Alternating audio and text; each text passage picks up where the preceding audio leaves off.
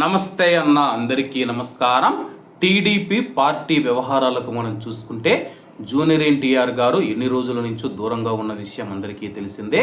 అలాగే 2009 ఎన్నికల ప్రచారం తర్వాత ఆయన పార్టీ వ్యవహారాలలో అయితే ఇప్పటి వరకు కనపరాలేదు. అలాగే అప్పటి నుంచి ఇప్పటి వరకు మనం చూసుకుంటే జూనియర్ ఎన్టీఆర్ అభిమానులు అయితే ఆగ్రహం వ్యక్తం చేస్తూనే ఉన్నారు. ఎందుకంటే 2009లో తన యొక్క ప్రాణాలకు తెగించి టీడీపీకి ప్రచారం చేస్తే ఆయన ఇప్పుడు పక్కన పెట్టారని చెప్పేసి జూనియర్ ఎన్టీఆర్ అభిమానులు ఎప్పుడు వాళ్లకు వీలు దొరికినా కానీ ఆగ్రహం వ్యక్తం చేస్తూ ఉంటారు. తాజాగా మనం చూసుకుంటే మంత్రి నారా లోకేష్ గారు జూనియర్ ఎన్టీఆర్ ఫ్లెక్సీని పట్టుకొని అభివాదం చేయడం జరిగింది.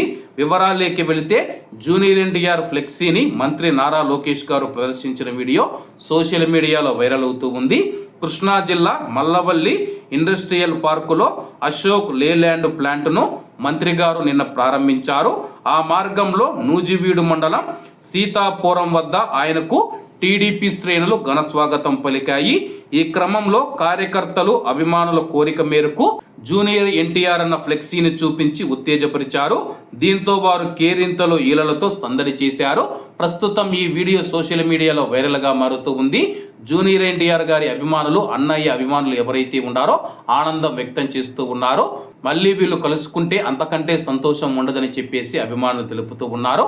కాబట్టి అందరూ బాగుండాలి, అందులో మనం ఉండాలి. అందరికీ నమస్తే అన్న, జై హింద్.